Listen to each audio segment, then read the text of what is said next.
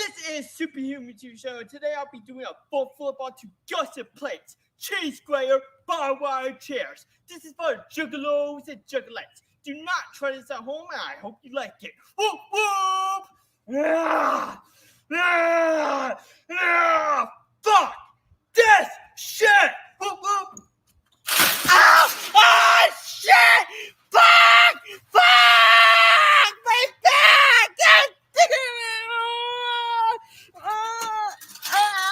Beat me if you can. Survive if I let you.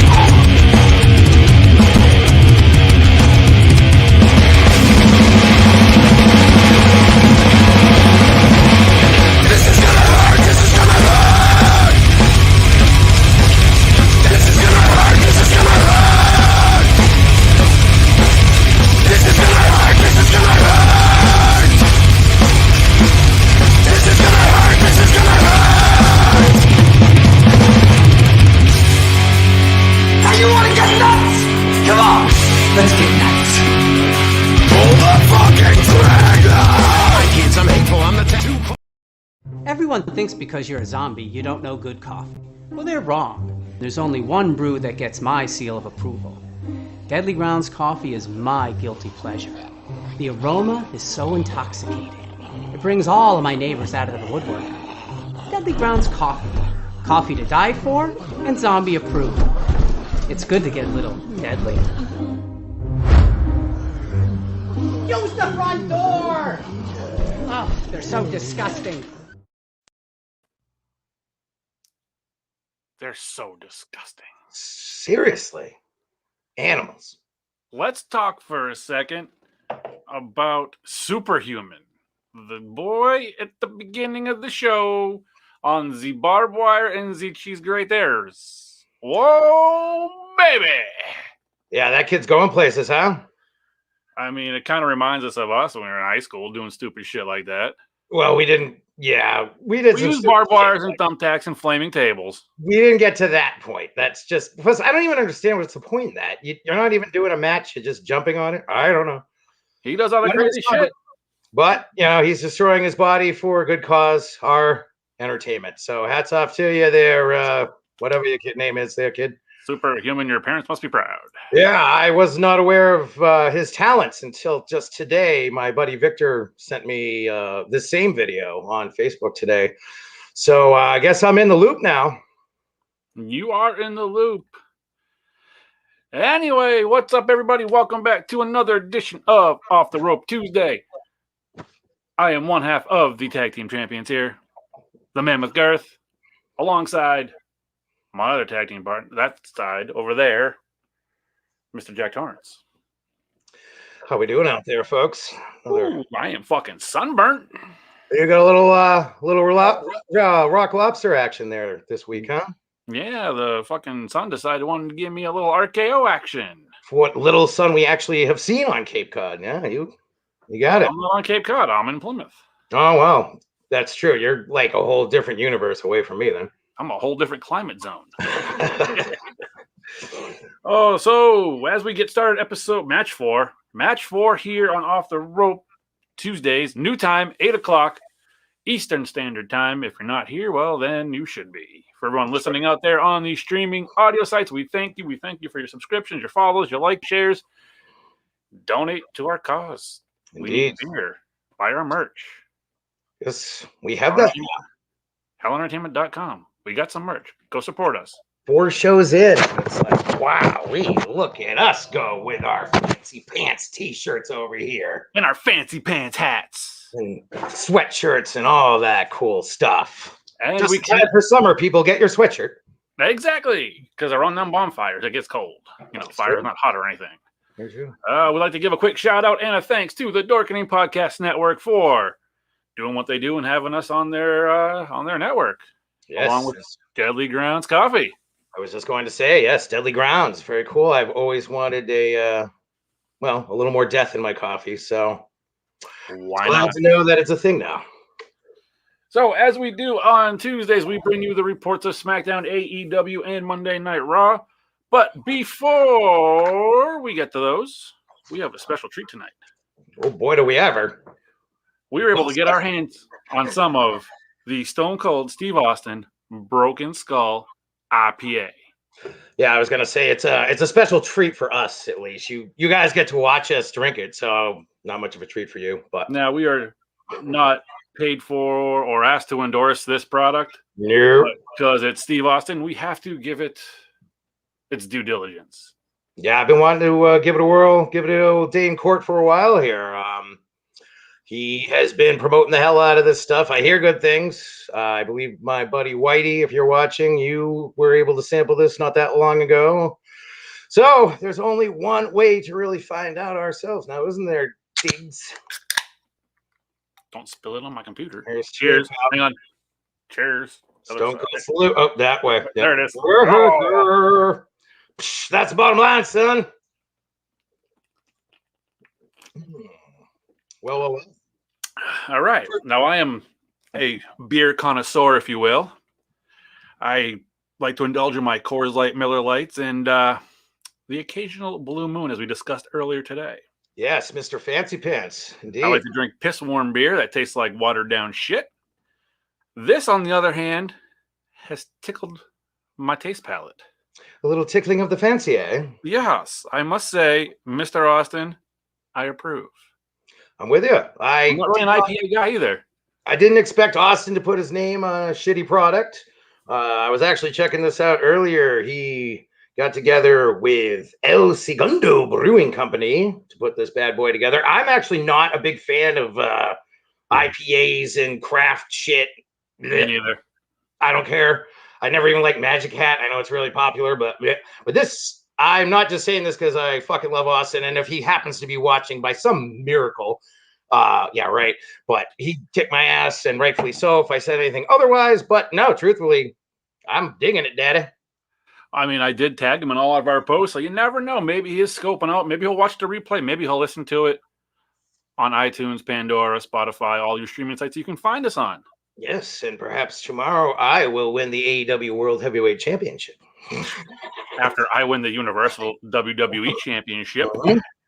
And they'll have to get some heaters in hell, I suppose. But yes, tonight we are going to head right on into the Smackdown, AEW, and Raw breakdowns. Then we've got another little special treat for you there tonight, ladies and gentlemen. As tonight we are going to break down the best and worst wrestling video games of all time. This is a very big list, so we're not going to get to every single one, but we'll tell you what sucked, what was awesome, and then this is one I'm definitely looking forward to. I don't mean to interrupt you, sir. Oh, please, have at it. Jeff says he tends to lean towards Foster's. Oh, we got if I remember correctly, back in the day, you were a Foster's kind of guy. I was big time into the oil cans, man. I had a whole collection of them in my room just to show my love to Australia. It's been many moons since I've sampled a Foster's. So good day, mate. Right. Thank you for tuning in, Jeff. We appreciate you. Jeff is part of the Dorking Network as well with his show, Toking with the Dead. Go check them out. It's stilltoking.com. They have issue 1 out. Go support my boys over there. All right, back to the show. And then, getting back to it, we have a topic tonight that I am very much looking forward to because we are going to be talking about your favorite wrestlers and how much we hate them. We are going to talk about our lists of who we feel just sucks, who we've always hated. It doesn't matter if they're over, if they are some of the biggest stars in wrestling history. We're going to give you some opinions that I'm pretty positive a lot of people out here are not going to like. So it's going to stir some fucking pots. Let's just call it as it is. This is going to be one for the ages, one for the books. It's a tension. You can cut it with a knife. Oh, yes. That's where we're going with it. This is top of the mountain stuff here, pal. It's going to get pretty heavy, folks. So strap on in for a ride. All right. I guess before we get to all that, though, we do have some news to get through. Let's get through the reports and all of that and some more of that. Stone Cold. Stone Cold. Good God Almighty. Where do you want to start? You want to start AEW tonight? Yeah, we'll change it up. All right, we'll jump right on in. Dun, dun, Dun, dun. dun, dun, dun. The Grade A sound effects. AEW Dynamite review. That's right. We can't afford our own, folks, so we're just gonna Make them with our bodily pull fluid. out of our ass. Yeah. So last week's Dynamite got underway with Hangman Adam Page putting his 9-0 undefeated streak on the line as he stepped into the squared circle to take on the FTW champion Brian Cage.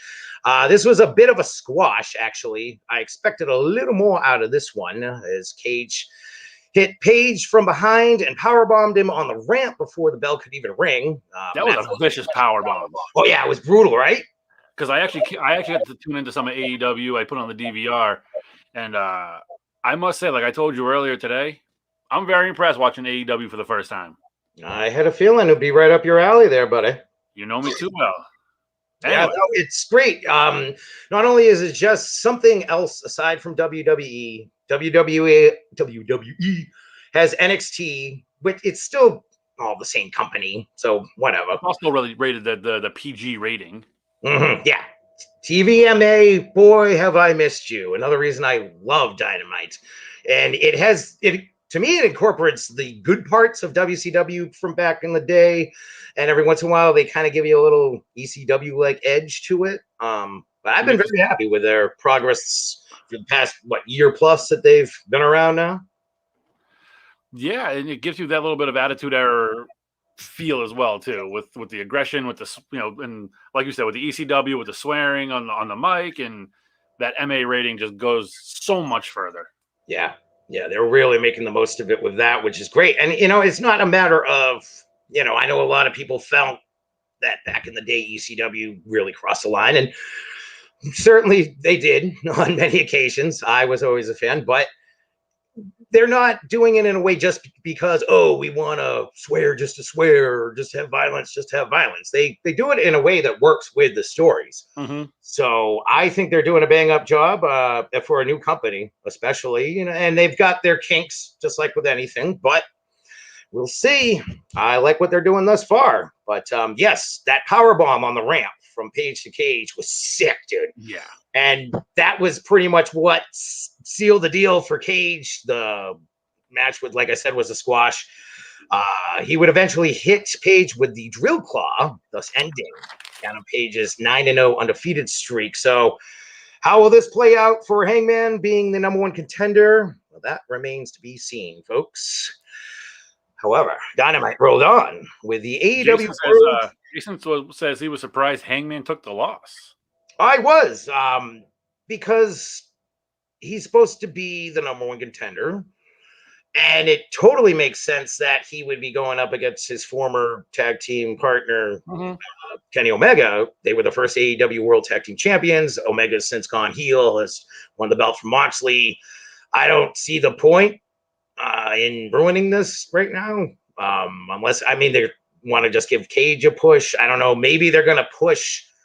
Speaking of pushing, they might just push the Hangman and Omega match back to their pay-per-view in August. I don't know if they're actually going to do it at the one that's coming up. I think it's Double or Nothing. So just going to have to keep an eye on that one.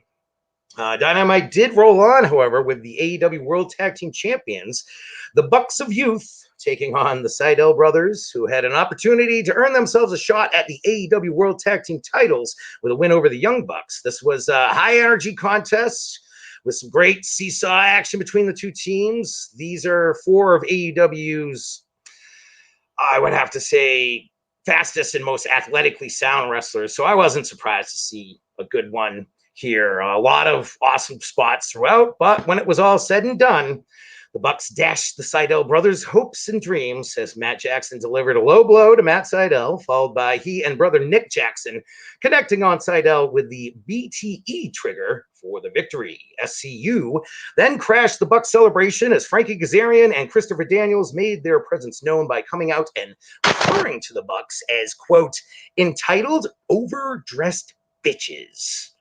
I like that. That's not bad, right? And if you did you see what the Bucks were wearing? Yes. Oh, they look ridiculous. It's awesome. It just makes the gimmick even better because it makes you hate them that much more. So think it's pretty safe to say that SCU will be challenging for the AEW World Tag Team Championships in the very near future. Next up was a match that included two of my personal favorite guys on the AEW roster as freshly squeezed Orange Cassidy. Here he is, folks. In case you aren't familiar, he's amazing. Just had to get that out of me. Again. Yeah. So freshly squeezed Orange Cassidy and Penta El Hierro Miedo went toe to toe. And I love the start of this one.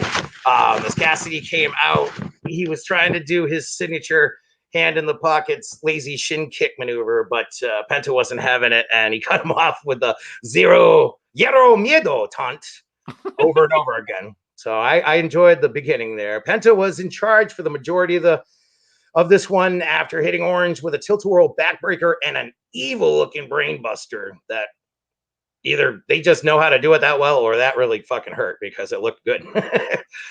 Cassidy fought back, however, in an overall fantastic contest, and Orange eventually scored the win with an assist from Trent. So I don't get that. They put a question mark after his name now. I don't know what that's all about, but he's Trent. His mother was confused at birth. Yeah, I guess. So that was after Penta and his interpreter tried to steal one away from Mr. Freshly Squeezed. Definitely a good time had by all in match number 2. The evening then continued with the parlay between the Inner Circle and the Pinnacle as the two factions will battle it out at Blood and Guts this coming Wednesday night on TNT. The two Tomorrow staples. night. Yes, yes. I am very much looking forward to this one. Oh, yes. Oh, yes. The two stables were joined by Tony Schiavone as each team's members got a chance to run their mouths on the mic. And this was an awesome spot, especially having Jericho and The Miz just berate each other because they're both so awesome on the mic. And I thought it was a great way to hype the fight at Blood and Guts because that's just what it's going to be, folks. A good old-fashioned bloody barn burner is in store tomorrow night on TNT. Now, earlier in the show, Kenny 3 Belts Omega announced that Eddie Kingston would be facing off against Michael Nakazawa that night, but when the time came, Eddie wasn't having it as he refused the match and instead demanded one with the AEW World Heavyweight Champion. Omega responded by saying that he was sending out his goons. I was so glad he used that word because it's one of my favorite words. Goons. Goons, dude. If I ever had a moving company, I'd call it Hired Goons. That's my dream. But yes, his goons were called. So Eddie answered that by putting Nakazawa's leg inside a steel chair, thus threatening to break his ankle, Stone Cold Brian Pillman style from back in the day. Mm-hmm. And Omega looked like he couldn't give a shit about his buddy getting his ankle broken. So that's when Moxley showed up, took out Omega, dragged him down to the ring. Eddie threw the chair on Kenny and demanded that Don Callis come out and give them what they wanted, which is a tag team match tomorrow night on Dynamite. It's going to be Eddie Kingston and Jon Moxley taking on the AEW World Heavyweight Champion Kenny Omega and Michael, I just said this, Kawasaka. Wow, short-term memory loss kicking in. Yeah, that's best. Nakazawa. All right, I wouldn't have been able to sleep tonight if I had said that wrong. So I like it. Keep that feud going with Omega and Moxley. I love it. And yeah, you might be able to throw Paige into the mix here at some point soon. So we'll see how that plays out. Dynamite continued from there with Best Friends member, the alien herself, Chris Statlander, facing off against Penelope Ford. This was another pretty quick one, as we've seen these two develop a feud in recent weeks. So it was just a little something, I think, to keep it going. And that was about all it was. Solid match with a couple decent bumps. Saw Statlander leave with a win. Mainly, I think this was just a way to get Statlander some TV time as she had been out of action for some months due to injury. So I like her. So it's good to see her back in action and healthy and all that. Moving on with the show. We saw Nightmare Family members Billy Gunn, the badass himself, along with the artist. Right? Still the greatest theme song of all time, in my opinion, anyway. Dang, boy. I love to love him. I love to kick him. I'm going to stick him. Never gets old. There's your free concert for the night, folks. That one's on me. So we saw the Ass Man along with the artist formerly known as Goldust, Dustin Reynolds, or Dustin Rhodes. Ooh, sorry, that's an old one. Lee Johnson take on The Factory, who was comprised of QT Marshall, Nick Komoroto, and Aaron Solo. This is a match to just continue Marshall's feud with his former friends in the Nightmare family. Always cool to see the Ass Man and artist formerly known as Goldust, as we were just saying. And they're still getting it done at their age. Those guys are both in their 50s now, and they're both killing it. So good for them. But the highlight of this was when the fight, the match ended real quick. It didn't really matter. They won with a cheap shot. The Factory won. Sorry. And the fight spilled out to the outside part of the arena, right in front of the Nightmare family's bus. And who was waiting inside but the returning Cody Rhodes, who attacked QT Marshall for a little revenge. So don't expect that feud to end anytime soon, folks. And now, before we get to the main event, the cameras went backstage where we saw Miro, who's formerly known as Rusev in the WWE. For any of you out there who don't know, he signed with AEW a few months back. And boy, did he beat the shit out of Kip Sabian. He even slammed his arm in the door at one point. And the whole thing was Miro and Sabian have had an angle since Miro joined AEW or AEWO. AEW. Yeah, there you go. I'm getting a little wolf pack in there. Sorry. But yeah, they had this angle working. That officially buried that one. That leaves us with the main event as the TNT champion Darby Allin continued his open challenge run this week, going up against Preston Vance, who is of the Dark Order. This was the 5th week in a row that Allin had defended the belt, and for the 5th week in a row, Darby came away victorious. This was a damn good bout, as Darby used his high-flying tactics against Ten's power set of skills. Good back-and-forth action through the entire match, and featured some good interactions from the Stinger. Woo! And the Dark Order had to make their presence known. But top-notch effort by both competitors with a fine finish. But, as is often the case in the world of professional wrestling, things weren't over yet, as Scorpio Sky and Ethan Page spoiled the evening by attacking Allin and the Stinger, which in all likelihood is setting up a tag team match between the foursome tomorrow night at Blood and Guts. And that, ladies and gentlemen, is your Dynamite review. Blood and Guts. I cannot wait for tomorrow night for this. Yipper. This is going to be badass. It does not diss a fucking point. I mean, even if the rest of the card somehow turns out not to be good, which I don't see that happening, the main event's going to kick ass. Pinnacle and Inner Circle are going to tear it down, and I can't wait. Good old-fashioned pro wrestling violence in its finest form. This is true. I wish my cat would shut the fuck up. Anyway. Obviously, your cat is not an AEW fan, I take it. Oh, my cat's a pussy. Oh, we're going to jump right over to the Monday Night Raw report. The Raw report. Me. I am not in depth this week. I am just too excited to get to the other 2 topics for tonight. And in all honesty, I did not have really much of a chance to watch Raw due to some extracurricular activities that were going on here that I could not get away from. So I apologize. We will run down the card with the winners. And if you all want to chime in and tell me what an idiot I am, please do so. Well, if it makes you feel any better, I stayed up for like 36 hours straight and then slept through Raw last night. So obviously I didn't see any of it either. Well, we saw Omos and Styles make their debut back after WrestleMania. It took a month off, which did not set very well with the New Day. The New Day came out and said how much of a better champions they were because they actually defended the belts, didn't take a month off after Kofi Kingston won the belt at Mania a few years ago. Yada, yada, yada.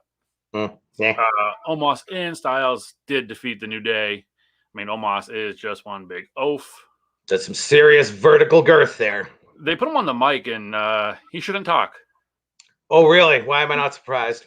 He just shouldn't talk. I suggest you guys go watch that. The bigger they are, often they just suck on the mic. I mean, you had Great Khali couldn't even really speak English, and Giant Gonzalez, I don't even know, could the guy talk? Who knows? We will never know.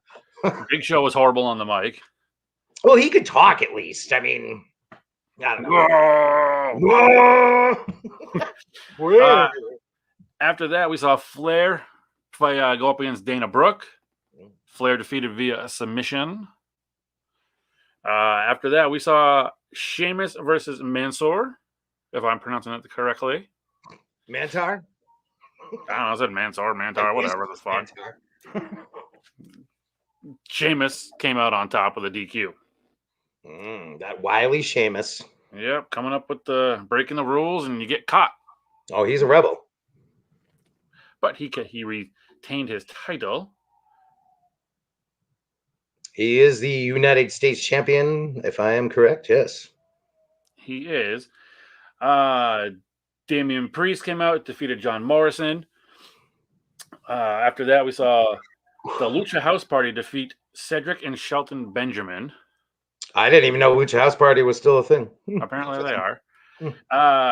Angel Garza, whatever that. Doesn't matter.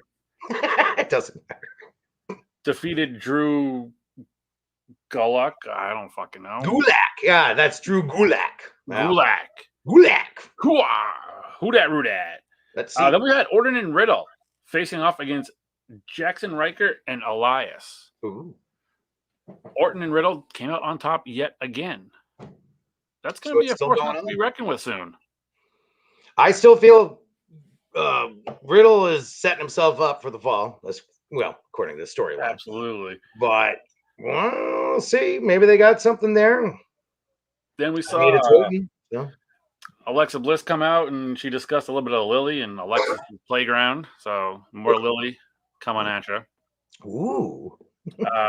Nia Jax and Shayna Baszler. Shayna Belzer, whatever the fuck. Richard Belzer. Listen, I'm a lightweight. I've been drinking some beer.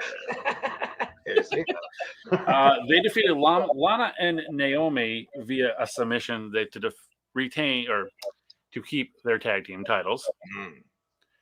And then we saw Lashley versus Strowman in the main event, and Drew McIntyre came out and just laid everyone the fuck out. The Scottish Warrior is cleaning house then. That is where it is. For the Raw report, I apologize. I'm not too in-depth right now. Yeah, it works for me. You just saved me a lot of space on my DVR. 3 whole hours worth, so thanks. You got 3 hours of Raw in about 3 minutes. Yeah, that's pretty good. Not bad. I tend to rant. I'm going to let you run with it right now with Smackdown. Word up, Holmes. I will continue with you in this momentarily. Excellent. Yes, indeed. We got the Smackdown Breakdown coming up here, folks. And this past Friday, things started off with the Smackdown Women's Champion Bianca Belair coming out to address the audience and introduce the Street Profits. But what she got instead was the Smackdown Tag Team Champions, Dolph Ziggler and Bobby Roode, which of course then inspired the Street Profits to make their presence known. But they were then cut off by Bayley, who showed up just to laugh like the crazy cat lady from Simpsons and get beat up by Belair. Pretty lame opening, I must say. So the stocks were already going down, Smackdown town. This was all a sloppy setup for a 6-person tag team match, which saw the Street Profits and the Smackdown Women's Champion walk away with the win. It was no doubt just a build-up for some new feuds for the tag belts and for the Women's Championship. It's what I'm guessing, the Smackdown Women's Championship, because there's many titles in WWE. Trying to keep track here. Decent match, but that whole scene was then followed by a non-title tag team match that featured Natalya and Tamina taking on the Women's Tag Team Championship duo that consists of Nia Jax and Shayna Baszler. And this feud has been going on since Mania, and no surprise considering it was not a title match. Natalya and Tamina ended up winning because, when the titles aren't on the line, that's really when the champions always seem to lose. I'll easily admit that all four of them are extremely talented, but I don't care about this feud. I don't think they mesh very well together. So one way or another, just get it over with. Either give Natalya and Tamina the belts or end it. So we will see. As was the case last week, we saw another vignette for Aleister Black's new gimmick. Still no word yet on when he is set to make his return to television. Later on in the evening, we were treated to an Intercontinental Championship WrestleMania rematch that once again pitted champion Apollo Crews against Big E Langston. Thanks for coming back there, buddy. Good to see you. After starting out strong, Big E seemed to have the upper hand, but Crews quickly took control of the match. They had some really good spots in this match, but WWE just wanted to be WWE, and everything they did during the match didn't really matter because after Big E came back and hit Crews with the big ending, his giant galoot of a bodyguard, speaking of big galoots, Aziz, came in and caused a disqualification. So they just ruined the match. And then Kevin Owens came down to get some revenge because he got screwed over by them last week. Then Sami Zayn came right down and knocked out Owens. Sammy Fidel Castro Zayn, I should say, because I love that gimmick he's got with the Fidel hat and the big beard. And then he tried to make some alliance with Apollo and the Big Oaf, and it didn't work. He got clobbered in the head. That was that. So just another clear-cut example of WWE improperly using really good talent, because all four of those guys are fucking awesome. But way to fucking up booking person of WWE. Finally, that brings us to the Big Dukeroo, the main event of the night that saw the WWE Universal Champion Roman Reigns defend the belt against Daniel Bryan. Oh, look at Mr. Head of the Table over here. Well, I think you can tell by my facial hair alone who I'm rooting for. Not that he has this, but you know what I mean. He's a little more unkept, much like myself. I dig that style. And this one featured a huge stipulation. As it was announced last week that Roman Reigns, well, he was the one who announced this, would challenge Daniel Bryan to a championship bout. But if Bryan lost, then he is never to be seen on SmackDown again. He shall be banished from the land of SmackDown and magically appear on Raw. Right, or NXT. So, but nonetheless, the stakes are high. The belt's on the line, and Daniel Bryan might have to walk. But like I said, this was the match that really saved an otherwise mediocre show, because the show, as you just heard the rest of my review, was kind of meh. But Reigns came out with a new entrance theme as well, which was long overdue in my opinion, because I can't tell you how fucking sick I've been of for how many years has he been in there now? Give the guy a new song. Thank you, Vince. Well, I think that was his first new song since The Shield. Yeah. He hadn't had anything else. Yeah. I think actually, wasn't that the Shield song when they were still together, so. and then they just gave it to Reigns when they all split up? I think that was it. Yeah. So Roman finally got a new jingle. So good for you there, big dog. But yeah, this was the match, like I said, saved the show, which was no surprise considering who was in the ring. It's Daniel Bryan and Roman Reigns. So this one had good written all over it. And Bryan came out hot out of the gate with a drop kick before the bell had even finished ringing. And then he clocked the champ with a running knee off the apron, which led to a commercial break. It's like, yay, shit just gets going. Now here's a Sonic commercial. One thing I like that AEW does, and not to go back to AEW, but when they go to commercial break, they go picture in picture. I knew you were going to say that, and I couldn't agree more. The PIP is awesome because we know what it was like growing up. You know, any shows you watched, the old Raws, Nitros, Superstars, whatever the case we watched, you didn't know what the hell was happening for the whole commercial break. They might come back and show you some, during the break, but it's not the same. Nah, I love the picture-in-picture thing. Another one for AEW. I wish the WWE would get into that, but like you said, with Raw being 3 hours, maybe we don't need more material. We need less material, but better material. Right? Just less is more, Vince. Less is more. Especially with the roster he has. He has so many guys and women that he's completely underutilizing. But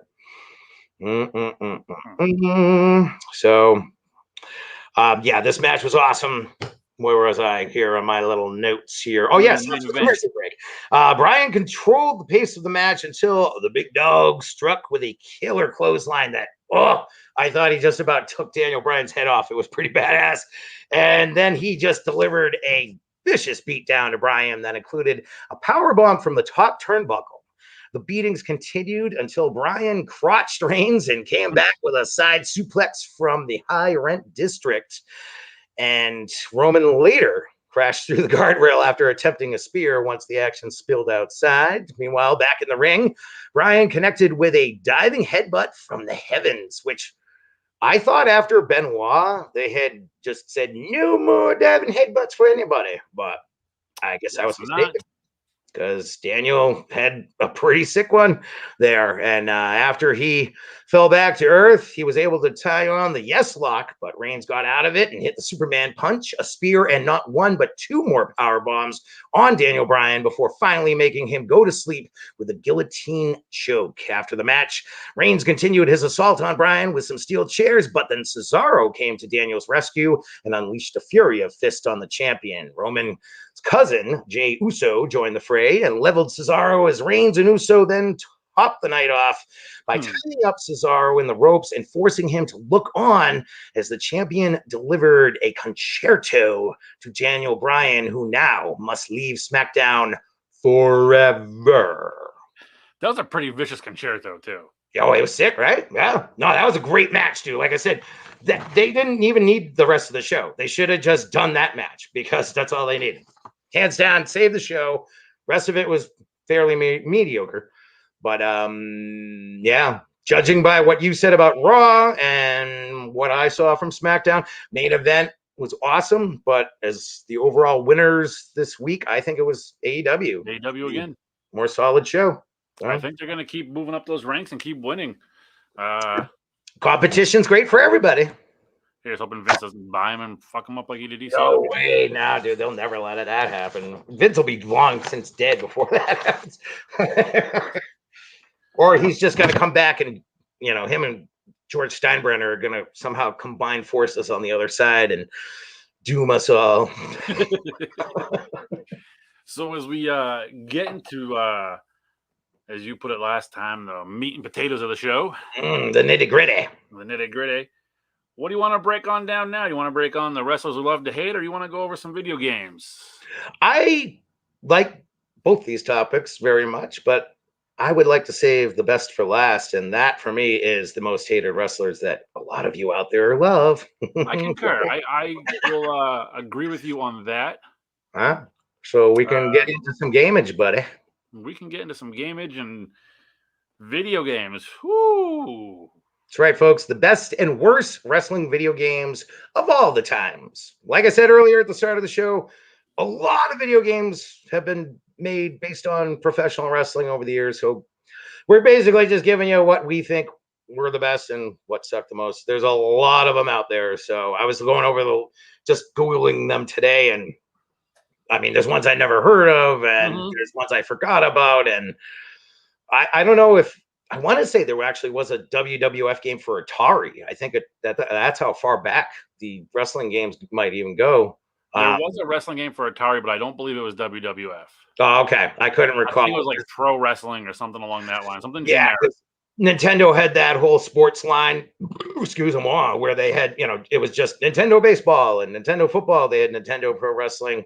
And then, of course, they had one of the games that made my list as far as the best, even though, it's 8-bit Nintendo, so you get what you pay for, but I still love it for nostalgia purposes, and that would definitely be WWF WrestleMania for the original Nintendo 8-bit system.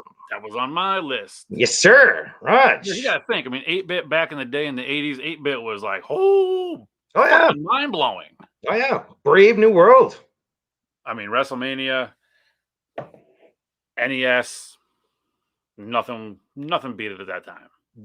I want to say, if I am not mistaken, WrestleMania was maybe the first wrestling game for Nintendo. I could be wrong. I believe it was, because that came out in 1990. No, the Nintendo WrestleMania? No, that came out in like 86 or something, didn't it? I don't know, it said 90 on Google, but then again, you can't always trust what Google says. No, I could have sworn that came out before 90. The original WWF with Hulkster on the cover ripping his shirt off. WrestleMania. Yeah. Yeah, it is what it is. It I was don't still know. one of my favorites. Oh yeah, yeah. I had many good times back in the days of being a young lad playing that game. I remember my boy, may he rest in power, Mike Wallace and we used to get down on that game pretty hard back in the day. So like I said, it's 8-bit Nintendo, so you take it for what it is, but it holds a lot of nostalgic value for me. So it definitely made my list. I mean, the next on mine, bringing it to the next era of Nintendo's with the SNES, was the WWF Raw. That made my list as well. I actually combined that. Well, I had Sega Genesis, but it was the same games, really. Aside from, I think, Super Nintendo's version of Raw may have had Ric Flair, or was it the Royal Rumble? But either way. Royal Rumble had Ric Flair. Yeah, I combined Royal Rumble and Raw for Sega or Nintendo, Super Nintendo, whatever you want to say, as well, because those games were also just awesome back then. Oh, yeah. I mean, and then sticking with SNES, you get the WWF, as you mentioned, Royal Rumble. Wait, can I just interrupt real quick? I just wanted to say something about Raw, especially. I mean, Royal Rumble is awesome because that game, oh, God, who knows how many hours of my life I lost with my buddies fucking trying to toss each other over the rope and stuff. But Raw, I will never forget renting that for the first time. First time I got to play it, I rented it from Blockbuster. And right off the bat, I think I was Diesel and I fought Doink. I just remember cracking up because I figured out how to get outside the ring, and you could pick up one of the weapons you could use was just this random sweat bucket, is what it looked like. It's just Diesel pounding Doink in the face with a bucket. That's how I started my love for that game. So. It was probably the chum bucket from the Hillbilly, the Hillbilly Jim, and the slot bucket. Henry O and Phineas. Yes, bringing it back. Hillbilly Jim style. I like it. So you had, so we both actually had Royal Rumble and Raw. For this, I didn't actually put mine really in any order particularly, but I might have to say that if I had to name a number one, gun to my head, it's going to be No Mercy, Nintendo 64. That game is still so much fun. I can't get enough of it ever. I'm on the same platform as you. With 64, but I'm going WrestleMania 2000. All right. Yeah, this was funny too because I was thinking about this earlier. This form of Nintendo 64's platforms, I should say, is the word I'm looking for wrestling games, actually started with WCW NWO Revenge, which I had on my list as well, because that was the first THQ wrestling game. Yep. There's WWE. At that time, WWF was using Acclaim, and boy, we'll get to Acclaim and the ones we don't like later on. But yeah, THQ just revolutionized the pro wrestling video game industry at that time. Started out with WCW NWO Revenge, and then WrestleMania 2000 continued that for WWF. I mean, that game at the time was so badass. I go with No Mercy, though, just because No Mercy, you could do a little more with No Mercy, with some better characters and stuff. I still will never forget, though. I've only actually done this once, I think, in all the years of playing that game. There's one part that was so fucking impossible for all these years when if you picked a wrestler and you wanted to go through the tournament to try and win the belt or whatever, you always had to fight China at one point, and she was the European champion. And all she did was hit you in the balls. Yep. The whole match. Ball I finally beat her once. I actually created my own Kevin Owens, and he was the only one that could ever fucking beat China in that game. Did he hit her in the balls? No, I didn't program KO to do the low blow. I've never been a fan. I mean, it works for heels, but yeah, it's cheap. Very cheap. And I believe WCW also came out with the Monday Night Nitro on 64 as well. They had the Thunder game. That's what it was. Thunder. Yeah, was it the Thunder game? Thursday Night Thunder or whatever the hell it was. Yeah. Yeah, because before that, actually, even earlier than WCW NWO Revenge, that came out in what, 98, I want to say. I actually remember being in my accounting class at Barnstable High and playing that game for the first time. Mr. LeBou's class. Yeah. Ooh, Mr. Yeah. LeBou. How about Shout out them? to Mr. LeBou. Randy Smith. I miss that dude. He was the only one who could ever teach me any sort of math. But before all that happened, with No Mercy, WrestleMania 2000, WCW NWO Revenge, they also had WCW NWO World Tour, which came out maybe a year or so before Revenge. And this game was awesome. I love this game. You could actually be a bunch of guys from Japan, and you could use chairs. This was one of the first games, aside from the old Sega and Super Nintendo ones, where you could like really hit somebody with a chair and stuff.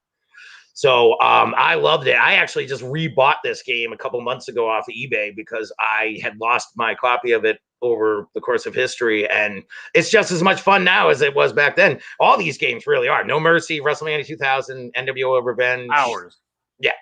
Hours we spent playing those games. Oh my God, dude. I can't tell you how many nights it was me, Kevin Ewing, and Aaron Burson playing the Three Faces of Foley triple threat match, where one of us was Dude, one's Mankind, one's Cactus Jack. Oh my God, I can't tell you. Those matches would go on for fucking hours, dude. Hours. We'd start at like midnight and the sun be coming up by the time they were done. So here's to you, fellas. And then through all that, then we advanced to the PlayStations, the Nintendo GameCube, and this is where the Acclaim comes in. This is where WWE decided to switch from THQ, go to Acclaim, and really fuck up. Because Acclaim, if you ever played a wrestling game by Acclaim, the way they move, the gameplay. Why is my light on? Wow, it came on. Sorry, squirrel moment. The gameplay on those games were just fucking torturous. Oh, it's Couldn't awful. move. You had to do certain combinations to throw a guy against the ropes. It was so confusing too. Like, I don't want to. Warzone. I think that was the first one with Austin. Was it Warzone or was it Raw's War? I think it was Raw's War, maybe. Or no, actually, no. No, it was Warzone. Because Raw's War is the first one I think that came out on 360. Yeah. Okay. So Warzone was the first Acclaim watch. And so bad. It just the graphics were terrible, and for a system at that time, 64, it's great, awesome system, but the characters always look like shit. And the controls, it was like, dude, do I have to like learn science to fucking play pretty much did? I just got out of school. I don't want to learn more. I want to fucking kick some ass. Okay, like no more learning. That's another reason I hated that game. Oh, absolutely. And then you and I talked about this earlier today when we met up real quick. We all got really excited. ECW was coming out with a game. Barbed wire ropes, bats, Sabu, Taz, Van Dam, Dreamer. We went out, we got it the day it came out. I think I returned it the day it came out. Yeah. I mean, I'm not going to fucking sugarcoat this. That was worse than Warzone. Had ECW went to THQ, I mean, granted, we're on a totally different platform now. Now we're on the PlayStations and the Nintendos. Yeah. The game could have been so much more. That was their one shot. They blew it. WCW figured out. They went with THQ. Actually, they started out with THQ for WCW NWO World Tour even before Revenge. So it was actually WCW was the ones who were smart enough to figure out this is the way to go if we're going to do these games. So, well, exactly. And ECW never recouped from that loss of them putting that game out. They never came out with another game after that. No, they did actually. Did you recall? It was actually just as bad. I think I want to say it was actually on PS1. It was ECW Anarchy Rules. Once again, I blocked that from my memory because the first one was so bad. I didn't want to relive it. Yeah, what was the first one? Was like Revolution. That was the one on 64. The Acclaim garbage. If I'm not mistaken, I think ECW actually stuck with Acclaim for the second game, and it was just another complete shit show. Yeah. And, you know me, especially how much I still to this day am a diehard ECW fan. Yes, I drank Paulie's Kool-Aid. I don't care. I loved ECW. It will never be that good again. But it's like you didn't learn your lesson the first time with how bad that game was. You went back with the same company. Paulie, why? But he had so much shit going on at the time. I'm sure he wasn't even really paying much attention. They probably gave him a free deal knowing that it sucked the game so bad the first time around. Well, you remember for PlayStation 1, too, how many fucking titles did that system have? It seemed like they were just cranking out games like left and right every week.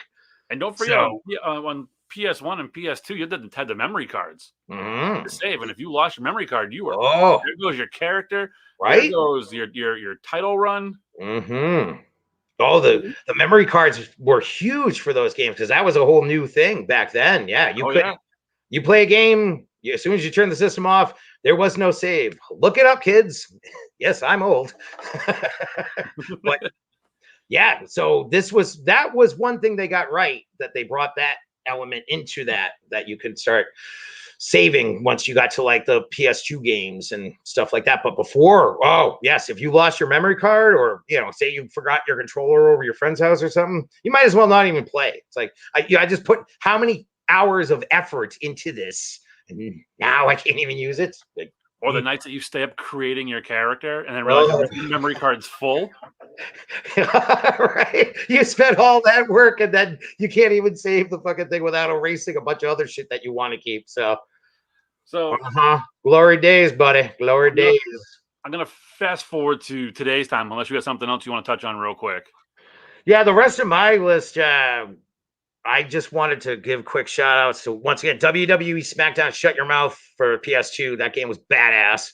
Legends of Wrestling series, which was on GameCube, that you actually introduced me to in your old apartment. Those games were cool because they were completely unlicensed from WWE and WCW, but they had everybody in the games.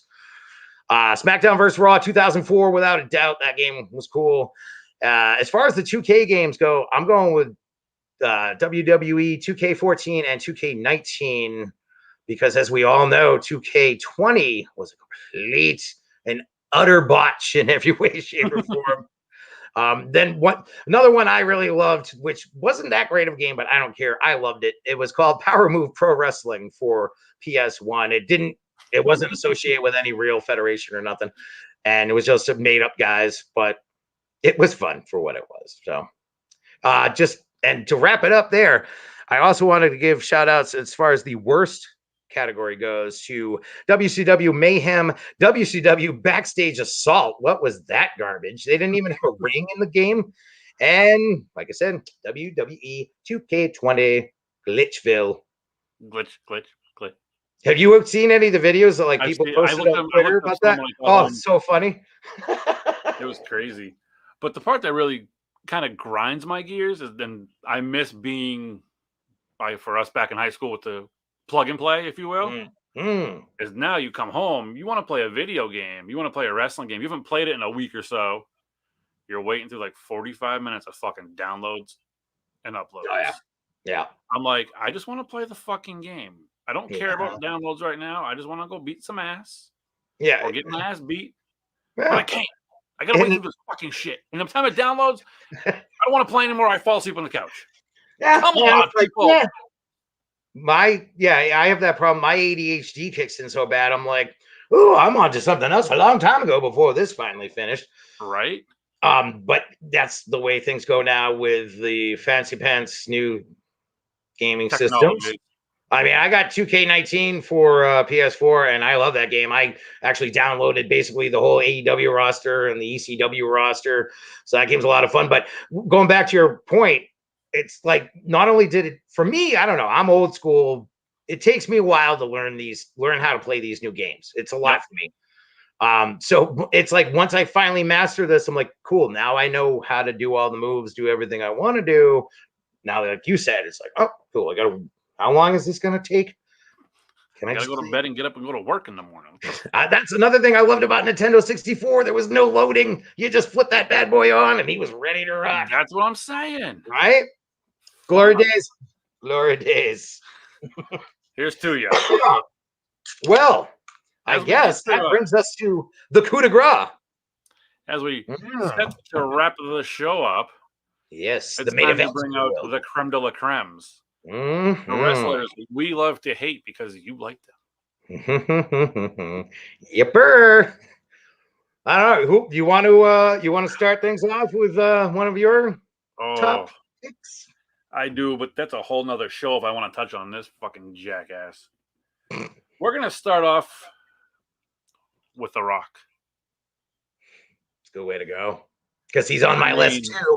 I know he's on your list, so I figure we get some good controversy going here. Mm-hmm. I mean, we said the story a few weeks ago. Me and old man Ewan up in the balcony got shit thrown at us for booing The Rock, telling him Rocky sucks. I know How about No Way Out when Shane O'Mac hit The Rock with the chair. And we were rocking the Rocky Sucks shirts. Yeah, that we made at the sports store.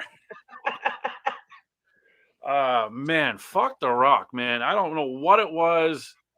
I don't know if it was because everyone liked him or whatever the case. I just could not stand that son of a bitch. I'm with you. Yep. I mean, from his stupid catchphrases, some of the biggest feuds ever. But oh God, I was so long with the Howard Nash, Kevin Stern looking guy from ECW that hold up the old sign that said "Die Rocky Die" at Madison Square Garden at Survivor Series. Like, I wish they had just kept it with that feeling. But the crowd loved him. But I couldn't stand him for his stupid little catchphrases, his fucking little fanny pack. Oh, dude, how about the spit on hand move? Like, oh God, that everything he did just bothered me. I mean, he was a great heel. I'll give him that. He was a fucking good heel. His feud with Mick Foley was phenomenal. His feud with Austin was phenomenal. He was a good heel in the sense that he made you want to hate him. At least I did. Even when he went face, I still hated him. I mean, yes, looking back on it now, he was a genius on the microphone. Mm-hmm. Still can't stand him. Nope. Although Pain and Gain was a fucking awesome movie with Mark Wahlberg. I'll give him that. Pain and Gain was awesome. I do like some of his movies, especially when he gets blown up and beat up, but that's besides the point here and there. Just his overall presence that he gave when he came out, just shut him the fuck up. Shave his fucking eyebrow. Even when he came out as Rocky Maivia. Right? Remember when he had the big poofy hair? And whatever that was, the fucking Jerry curl hair, whatever. Yeah, that was the Die Rocky Die days when everyone really did hate him. And then he joined the Nation and took over the Nation. And that's what started. Then he started that feud with Ken Shamrock for the IC belt. And he feuded with Austin for the IC belt. I mean, don't get me wrong. I'm not stupid. The Rock was a wrestling legend. He's up there with the all-time greats because of what he was able to accomplish in his career. But as far as the personal opinions goes, and this is nothing personally against the guy in real life. I think Dwayne Johnson seems like a pretty nice guy. I'd vote for president. I don't know. It'd be kind of cool to have a wrestling president. I'll give him that. Rock is president, Austin is vice president. Oh, don't even get me started, dude. But yeah, I never could stand the sight of him, like having to hear him. I hated the fact that everyone loved him too. I was like, you shouldn't like him because he sucks. He always took the worst bumps as far as I'm concerned. He took the worst pedigrees. I think I brought that up before. You know, it looked like how about the Rocky bounce? How about the Rocky bounce off the stunners? Well, that I found out, you know, I did just discover recently that I guess he did that just to screw with Austin, just to get him to break character and laugh. So for that, I'll give him that one. I mean, I'll tell you flat out, Rock is not my number one most hated guy. He's on my list, but he's not my number one. No, he's not my number one. He used to be not my number two either. No, he's my number three.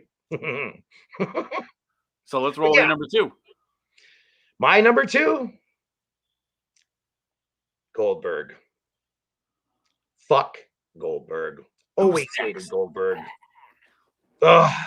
So, here was a guy. Yeah, I know he, you know, what did he almost make it to the NFL? He was on a practice squad with Atlanta, or he did. Yeah. Okay.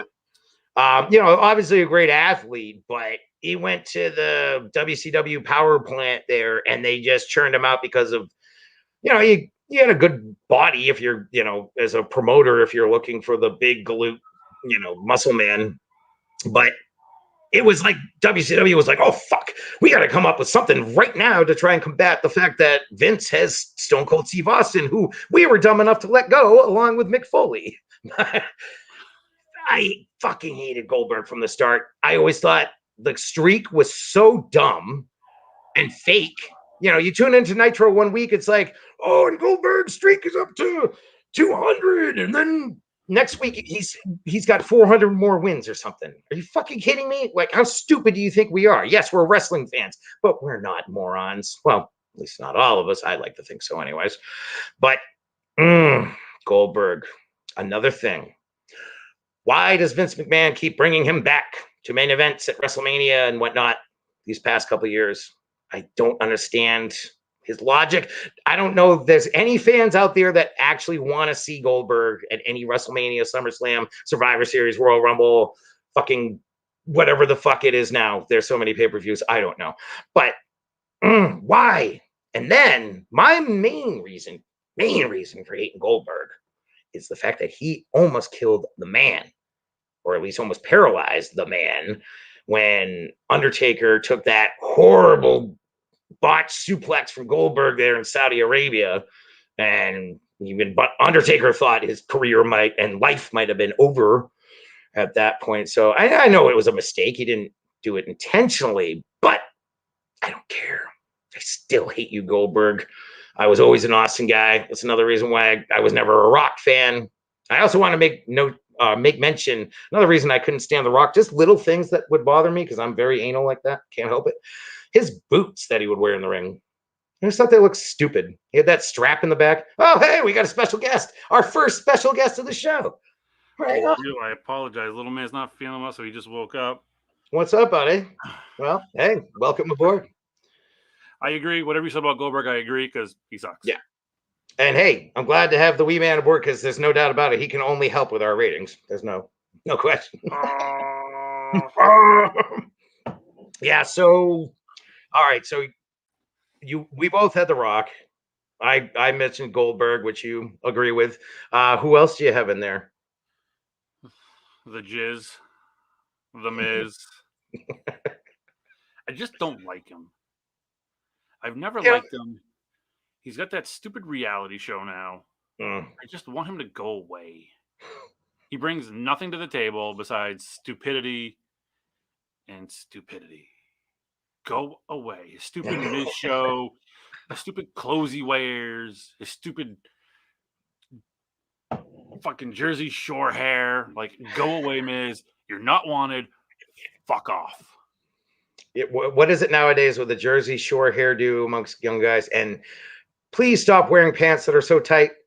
What is that trend nowadays? So we can see your Nobody wants to see that. Oh, I don't want to swear in front of the wee one. Sorry. There you go. All right. Well, fuck it then. You can hear me though. I got this one though. I gotta disagree with you, dude. I've actually always liked the Miz. I love Miz Morrison, and I like your own, but you're wrong. Hey, agree to disagree. No problem there. I mean, I didn't mind when he was the champ, because he's a good heel. He does, like I said about The Rock earlier, he's doing his job because he makes you want to hate him. Mm-hmm. And he's very good at that. You know, I know he had his real world background and whatnot, but he's the kind of guy that can get under your skin, and for some reason he's never pissed me off. So I'm cool with Miz, actually. I don't mind him. And I remember, oh God, how many years ago was it? He had that incredible match when he was still the WWE champion against Jerry Lawler, before Lawler had his heart attack and all that. So, yeah, no, I think Miz is all right in my book, but we will disagree. Mm-hmm. Who's on your next of list? All right. There's one guy in particular I am going to save for last because he is who I actually can put a number one. He is who I hate the most. Aside, over Goldberg, over The Rock, anybody else. He is my number one, and I'll get to that in a minute. But I had to put Eric Bischoff down. Really? He's not a wrestler, but, oh man, the old Monday Night War days, Nitro, I hated the thing he did, and I mean, don't get me wrong. The guy's a great businessman. He helped revolutionize the industry, even though he then helped destroy WCW in a way.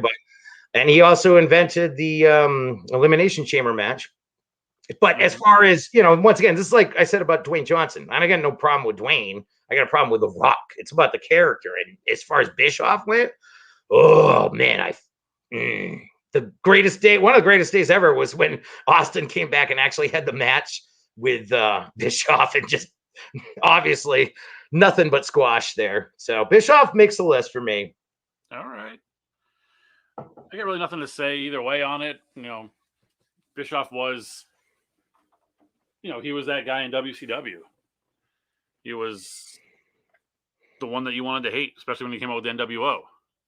Yeah, he was good at being a heel, but another reason why I hated him was what he did to Heyman and the guys at ECW when he just raided their locker room with Eddie Guerrero and Dean Malenko and Chris Benoit and Chris Jericho. And yes, sorry, I mentioned Chris Benoit. Sorry, everyone. But yeah, that's another reason why I hated Bischoff from the get-go, and the fact that he fired Cactus Jack, Mick Foley himself, and he fired Steve Austin with a fax or FedEx or whatever it was. Stunning Steve Austin. That, I'm not down with the Bish. So who else you got there, guy? I'm going to go with my number one pick here. My number one pick overall. The man that has been put over more times. No, not you. Watch out for that chokeslam. The man they keep putting over and over. The man who's hurt more wrestlers wrestling them in the ring. Brock, fuck you, Lesnar. Are you sure he's hurt more people than Goldberg? I think he has. Goldberg almost killed The Undertaker, so that's all I'm going with. I know at one point Brock was up to like 100 and something injuries, where Kane was at like 7, like their opponents. But I don't understand the big push with Brock and to have him lose it and then they regain it. But then just whenever he came back from his little runaway back to the UFC, he come back and be the main eventer again and win the title. I don't get the push. I don't get the draw. He's not an Austin. He's not a Rock or a Hogan. He's a big dumb oaf who, in my opinion, doesn't deserve to have the push that he has. And that's what I want to say about that. All righty there. That is that's a powerful opinion there. I must admit. I, once again, got to disagree. Always been a Lesnar fan. I don't know, man. I wasn't watching wrestling back when he first came into WWE and had a really good run. I liked him right off the bat when I found out he took out The Rock at SummerSlam to win his first WWE championship. So I liked him already. And then, I was still into UFC at the time when he was there. He's an NCAA champion as well as the UFC heavyweight champion. So the guy's legit. I mean, he almost made it on. He almost made it on with the Minnesota Vikings. The guy is a legit athlete. But I can see your point for not liking him. He obviously was never good on the mic. That's why they had to stick him with Heyman. But I like that combination because I love Paul Heyman. I'll listen to him all day.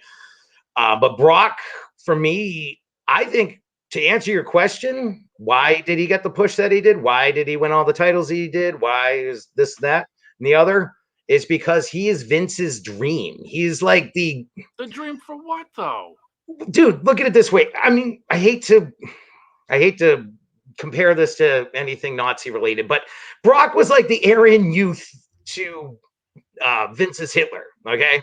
He was everything Vince wants in a guy. He's huge, he's built, and he brings such a destructive presence wherever he goes. People are legit afraid of the guy. That's why he got the kind of career he did, and he stole Sable away from Mark Merrow. Yeah, that's true. I mean, Mark Merrow.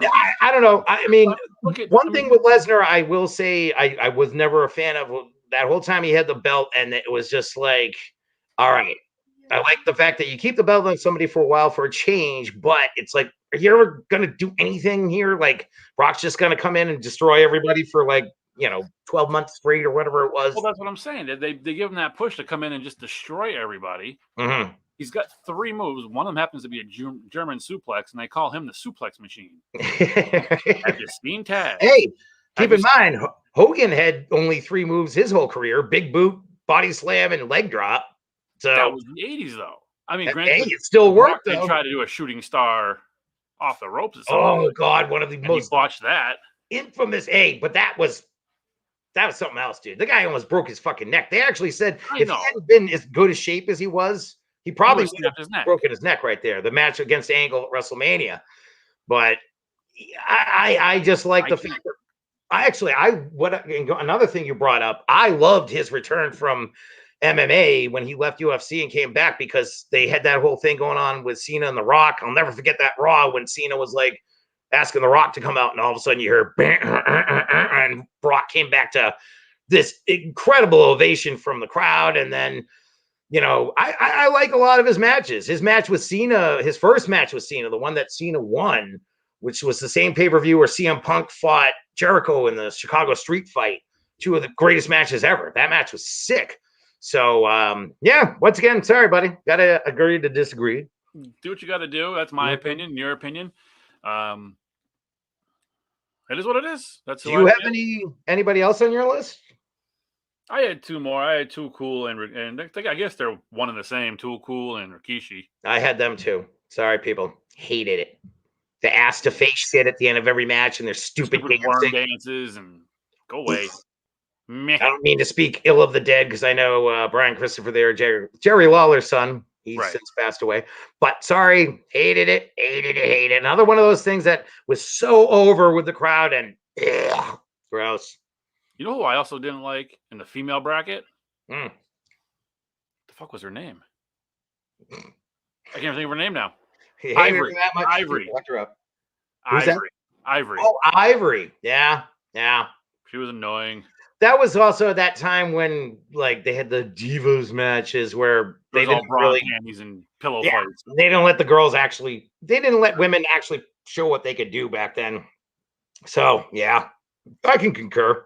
I just had aside from that, Jinder Mahal. Never understood that. Hated it. Don't know why he was ever champion. Couldn't stand the whole time he was there. He's kind of person. I'm sorry. I just don't.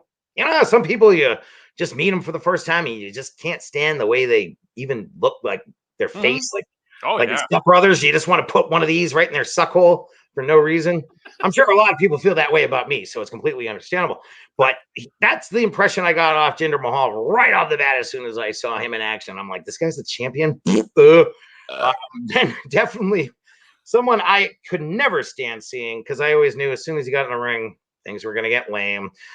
Hornswoggle. Fucking Hornswoggle. They did that whole thing where Michael Cole had to keep going up to the laptop and he was getting the updates from the secret Raw general manager, and then it was like they didn't know what to do, so they just said, oh, it was Hornswoggle the whole time. So bad. But I only have one number one, and this for me, he's very, very easy to put at my number one. As much as I can't stand Goldberg, as much as I've never been a fan of The Rock, this man. Oh, this man.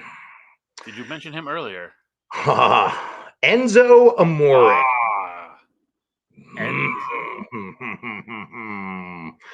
The certified G. Oh, God, I just wanted to.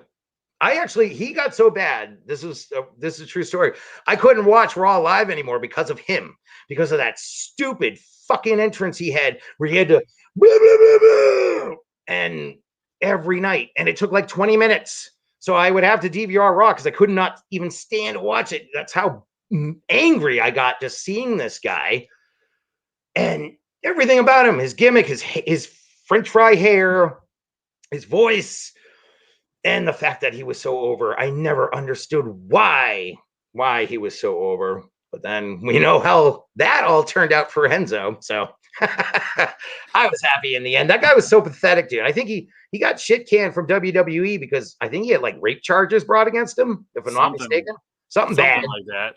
And then after he gets canned, he fucking bought a ticket to a Raw or something, or a pay-per-view. And like, I remember that. Yeah. It was like, dude, wow, way to just make sure you're never going to work in this business ever again. But yeah, he was my number one right off the bat as soon as I saw that dude. Oh, God. No. I'd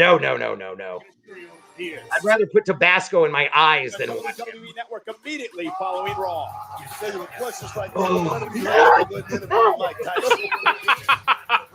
Say it so. Oh, he was so bad. He looks like a chicken. Kind of like that was slow motion there. My name is Enzo Amore, and You I fucking am suck. a certified G and a bona fide stud. And now he's bona fide unemployed. Yeah, bona fide unemployment line. He's on a certified COVID pay. Man, I remember my buddy Justin was a big fan of his. Me and some of my buddies would get together for all these pay-per-views. He even had the fucking certified G shirt. And as much as I love Justin and respect the hell out of him, I was like, Justin, why? Why would you do such a thing? I just didn't understand why these guys were so over. Him and Big Cass, their whole spiel every time they came in the goddamn ring was longer than their matches. Mm-hmm. And then, Cass flaked out. I don't know. He got into drugs or whatever and screwed his whole career. So, yeah. Enzo Amore, I hope you're watching. Go fuck yourself. So what's that guy doing from YouTube right now? Puts a comment and says, Enzo has a rap song too. Oh, good God, no. Why? No. It's probably on the John Cena rap album. Hey, I kind of dig me some Cena rap. I'm not going to lie. Right? Thug Life. Thugonomics. The Thugonomics, dude. Yeah, no. Enzo had no Enzo Amore. being anything. He never should have even been born. Damn his mother for even giving birth to him. Your father should have pulled out. Big time. On that note, you got anybody else on your list? He was my number one. Like I said, I saved my most hated for last. So Enzo, once again, you're number one, pal. Number one in my book. Mm-hmm. Oh, that's going to wrap it up for another edition of Off the Rope Tuesday. Ooh, yeah. Big shout out to Mr. Steve Austin and his Broken Skull Yes. IPA. That was actually fairly good. I'm not an IPA guy, but I do recommend you go find yourself some. I like it. Go to the website that brews this stuff, El Segundo. You can find out where you can get it in your local community. I highly suggest it. Drink responsibly. And don't smash them together because this shit's expensive. Yeah, right? If you're going to play Stone Cold Steve Austin, get some Steve Weiser, some Coors Lights, some Miller Lights. Yeah, PBR, Bush, or whatever. You can smash those, but don't smash these. No, you want to drink these. No, these are very good. Very good. I like it. I like it a lot. And like I said, too, never been a big IPA guy, but 2 thumbs up for me, pal. You got it. On that note, we will be back next Tuesday, 8 p.m., same wrestling station, same wrestling time, with a brand new topic. Tie-ups everywhere. Don't know what the topic's going to be yet. We usually decide that minutes before we come on air. We need to keep the audience intrigued, don't we? So it'll be a surprise. If you want us to talk about something that's driving you crazy in the wrestling world, hit us up on offtheropetuesdays@gmail.com. Send us a message on hellentertainment.com. Stream us everywhere. Piss off your bosses while you blast it in your office, your delivery truck. We're everywhere. Spotify, iTunes, Pandora, Google Music. You can find us. You can listen to us. Watch us on YouTube. Watch us on hellentertainment.com. Check out the Dorkening Network. Check out Deadly Grounds Coffee. And check out us. Hell yeah. On that note, see y'all next Tuesday. Have a good week. Hasta la pasta.